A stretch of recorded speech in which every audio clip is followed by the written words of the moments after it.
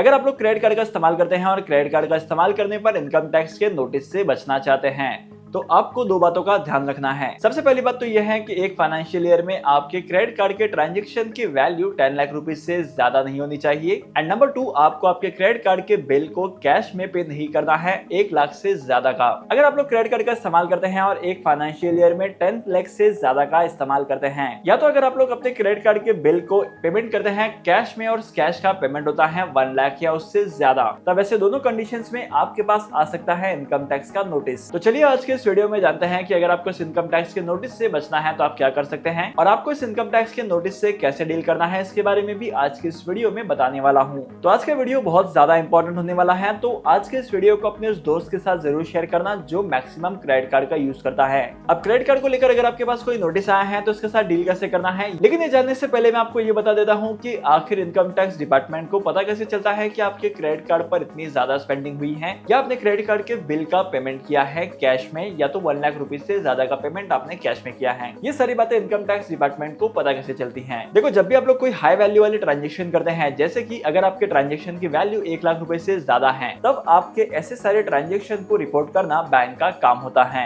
अब आपको तो बैंक ये नहीं बोलेगी कि आपके ट्रांजैक्शन का अमाउंट ज्यादा है तो हम लोग इनकम टैक्स डिपार्टमेंट को रिपोर्ट कर रहे हैं। अब देखो, जब भी आप लोग बैंक में कैश डिपॉजिट करने जाते हैं या कैश विड्रॉवल करने जाते हैं और अगर आपके ट्रांजैक्शन की वैल्यू 50,000 से ज्यादा की है, तब ऐसे केसेस में आपके पास से पैन कार्ड की जेरॉक्स कॉपी डिमांड की जाती है। अब इस पैन कार्ड के बेसिस पर आपके एक्सपेंडिचर को रिकॉर्ड किया जाता है, आपके विड्रॉवल को रिकॉर्ड किया जाता है और जितने भी आप लोग हाई वैल्यू वाले ट्रांजैक्शन करते हैं उन सारे ट्रांजैक्शन को रिकॉर्ड किया जाता है पैन कार्ड के बेसिस पर। और ऐसे सारे ट्रांजैक्शन को रिपोर्ट करने के लिए बैंक्स फाइल करती हैं फॉर्म 61A और इसी फॉर्म से पता चलता है इनकम टैक्स डिपार्टमेंट को। अगर आपको जानना है कि आपने कोई हाई वैल्यू ट्रांजैक्शन किया है कि नहीं किया है और आपके अकाउंट में कोई टीडीएस का अमाउंट भी डिडक्ट हुआ है कि नहीं हुआ है, आप चेक कर सकते हैं फॉर्म 26AS में। अब देखो, अगर आपके पास क्रेडिट कार्ड का नोटिस आया है तो यहाँ पर 3 केसेस हो सकते हैं। अब सबसे पहली बात तो ये हो सकती है कि आपके एक्सपेंसेस तो ज्यादा हैं, लेकिन आपकी इनकम उन एक्सपेंसेस के कंपैरिजन में बहुत कम है। अब यूजुअली ऐसे केसेस में क्या होता है कि इनकम टैक्स डिपार्टमेंट आपको एक पर्टिकुलर टाइम पीरियड देता है और उस पर्टिकुलर टाइम पीरियड में आपको अपने इनकम के सोर्सेस को डिफाइन करना होता है। अगर आप लोग अपने इनकम के सोर्सेस को डिफाइन करने में फेल हो जाते हैं या आप लोग अपने इनकम के सोर्सेस को डिफाइन नहीं करते हैं, तब ऐसे केसेस में आपके ऊपर पेनल्टीज चार्ज की जा सकती हैं और साथ ही साथ आपके ऊपर गलत आईटीआर फाइल करने का क्लॉज भी लगाया जा सकता है।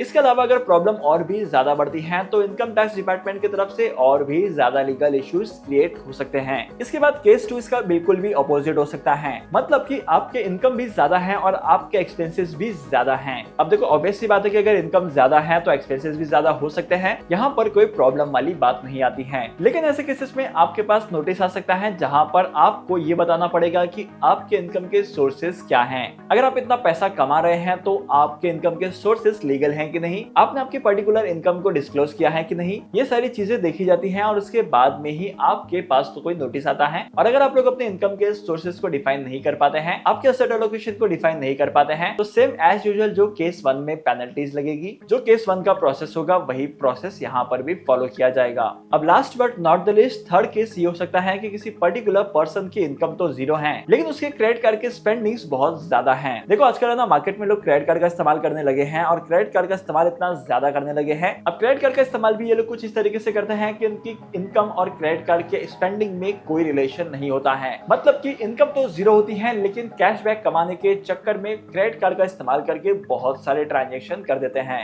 और बाय द वे, अगर आपको पता नहीं है तो आपको ये भी बता देता हूँ कि अगर आप लोग क्रेडिट कार्ड से अर्निंग करते हैं कैशबैक के थ्रू, अगर आप लोग रिवॉर्ड पॉइंट्स के थ्रू अर्निंग करते हैं, रिवॉर्ड पॉइंट को कैश में कन्वर्ट करते हैं, तो इन सारे ट्रांजेक्शन में भी आपको इनकम टैक्स पे करना पड़ेगा। जी हाँ, आप लोगों ने बिल्कुल सही सुना। इनकम टैक्स एक्ट 1961 का सेक्शन 56 क्लॉज 2 ये कहता है कि अगर आपने इनकम कमाई है कैशबैक के थ्रू, फिर चाहे वो क्रेडिट कार्ड के कैशबैक हो या आपने क्रेडिट कार्ड के रिवॉर्ड पॉइंट्स को रिडीम करके पैसे कमाए हैं, और अगर इस कैशबैक और अर्निंग की वैल्यू 50,000 के लेवल को क्रॉस करती है, तब आपको यहाँ पर इस इनकम पर भी टैक्स पे करना पड़ेगा और आपके इस इनकम को कंसिडर किया जाएगा इनकम फ्रॉम अदर सोर्सेज से। तो अगर आप लोग ये सोच रहे हैं कि क्रेडिट कार्ड से अच्छी खासी अर्निंग कर सकते हैं कैशबैक के थ्रू, तो ये एक मिथ है। अगर आप लोगों ने एक साल में 50,000 से ज्यादा की अर्निंग की है कैशबैक के थ्रू, तब यहाँ पर ITR में आपको इस इनकम को भी शो करना पड़ेगा। और अगर आप लोगों ने इनकम शो नहीं की तो आपको पता है कि क्या होने वाला है। इनकम टैक्स का नोटिस आपके पास आ सकता है और इनकम टैक्स का नोटिस आने के बाद में प्रॉब्लम और भी ज्यादा बढ़ सकती है। लेकिन अब शायद आपके दिमाग में ये आ रहा होगा कि इतने सारे लोग ITR फाइल करते हैं, इनकम टैक्स डिपार्टमेंट को कैसे पता चलेगा इतनी छोटी मोटी मिस्टेक्स का।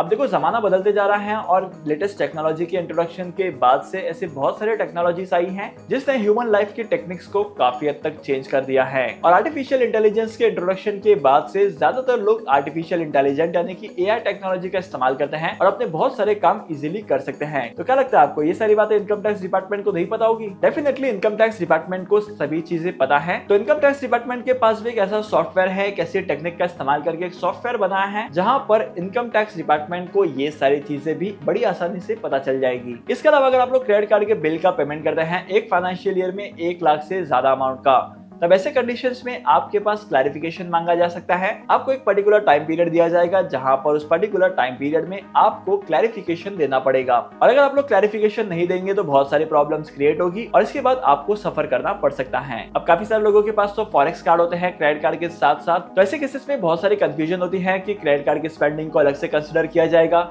फॉरेक्स कार्ड की स्पेंडिंग को अलग से कंसिडर किया जाएगा। लेकिन ऐसा बिल्कुल भी नहीं है। इन ट्रांजैक्शन को कंबाइन किया जाता है और उसके बाद में रिपोर्ट निकाली जाती है। लेट्स से अगर आप लोग क्रेडिट कार्ड का इस्तेमाल करते हैं, फॉरेक्स कार्ड का इस्तेमाल करते हैं और इन दोनों कार्ड का इस्तेमाल करने के बाद आपके जो ट्रांजेक्शन की वैल्यू है ये 10 लाख रुपीज से ज्यादा की आती है, या तो अगर आप लोग क्रेडिट कार्ड का इस्तेमाल करके ही एक साल में 10 लाख रुपीज का इस्तेमाल करते हैं, या तो अगर आप लोग फॉरेक्स कार्ड का इस्तेमाल करके एक साल में 10 लाख रुपीज तक के ट्रांजेक्शन करते हैं, तब ऐसे केसेस में आपके पास इनकम टैक्स का नोटिस आएगा। और हाँ, इनकम टैक्स डिपार्टमेंट के लिए फॉरेक्स कार्ड और क्रेडिट कार्ड एक जैसा ही है। अब चाहे अगर आप लोग अपने फॉरेक्स कार्ड का इस्तेमाल किसी भी करेंसी में करो, लेकिन अगर उसकी वैल्यू 10 लाख रुपीज से ज्यादा आती है इंडियन करेंसी में, तो आपको इनकम टैक्स का नोटिस आएगा। अभी तक की वीडियो में मैंने आपको ये बताया है कि क्रेडिट कार्ड का इस्तेमाल किस तरीके से करना है ताकि आपको क्रेडिट कार्ड से रिलेटेड कोई नोटिस ना आए। लेकिन अगर आप क्रेडिट कार्ड की स्पेंडिंग भर भर के करते हैं, आपके रिक्वायरमेंट बहुत ज्यादा होती है, आपके ट्रांजेक्शन की वैल्यू बढ़ जाती है, तो ऐसे केसेस में आप लोग चार्टर्ड अकाउंटेंट की हेल्प ले सकते हैं, या तो CS की हेल्प ले सकते हैं, या प्रोफेशनल अकाउंटेंट या